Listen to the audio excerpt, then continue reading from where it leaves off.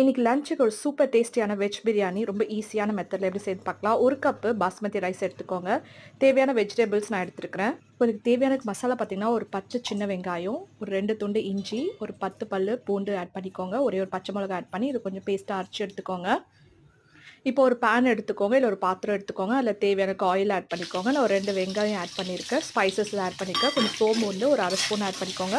பிரியாணி இலை, பட்டை, லவங்கம் எல்லாமே ஆட் பண்ணி நல்லா கொஞ்சம் பொன்னிறமா இத நல்லா வதக்கி எடுத்துக்கோங்க. இப்போ இதில பார்த்தீங்கன்னா, ஒரே ஒரு பச்சை மிளகாய் ஆட் பண்ணிக்கோங்க. கட் பண்ணிட்டு அப்பதான் நல்லாயிருக்கும், ஃப்ளேவர்ஃபுல்லா இருக்கும். இப்போ அரைச்சு வச்சுருக்க அந்த இஞ்சி, பூண்டு, சின்ன வெங்காயம், பச்சை மிளகாய் இதில ஆட் பண்ணிக்கோங்க 2 ஸ்பூனு. இப்போ கொத்தமல்லி, புதினா ஆட் பண்ணிக்கோங்க கொஞ்சம் ஃப்ளேவருக்காக. இப்போ இது வந்து வதக்கி எடுத்த பிறகு இப்போ தேவையானக்கு வெஜிடபிள்ஸ் நான் வந்து கேரட், பீன்ஸ், உருளைக்கிழங்கு தான் ஆட் பண்ணியிருக்கேன். நீங்கள் எந்த வெஜிடபிள்ஸ் வேணாலும் ஆட் பண்ணிக்கோங்க. இப்போ 1 ஸ்பூன் வந்து தனி மிளகாத்தூள் ஆட் பண்ணிக்க. இதில் வேறு எந்த மசாலாவும் ஆட் பண்ணல. ஒரே ஒரு தக்காளி, சின்ன தக்காளி ஆட் பண்ணிக்கோங்க. தேவையானக்கு உப்பு ஆட் பண்ணிக்கிட்டு, கொஞ்சம் ஒரே ஒரு ஸ்பூன் வந்து பார்த்தீங்கன்னா, தயிர் ஆட் பண்ணிக்கோங்க. கொஞ்சம் நல்லா புளிப்பு கொடுக்கும்.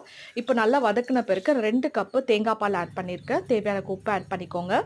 இந்த பிரியாணிக்கு தேங்காய் பால் ஆட் பண்ணா ரொம்ப சூப்பரா இருக்கும். இப்போ நல்லா கொதிச்ச பிறகு ஊற வச்சிருக்க 20 நிமிஷம் ஊற வச்ச பாஸ்மதி ரைஸ் ஆட் பண்ணிட்டு மூடி வச்சு ஒரு கரெக்ட்டா ஒரு 20 நிமிஷம் நம்ம மூடி வச்சு எடுத்தீங்கன்னா, ஒரு சூப்பரான வெஜ் பிரியாணி ரெடி. கண்டிப்பா ட்ரை பண்ணி பாருங்க. டேஸ்ட் செம்ம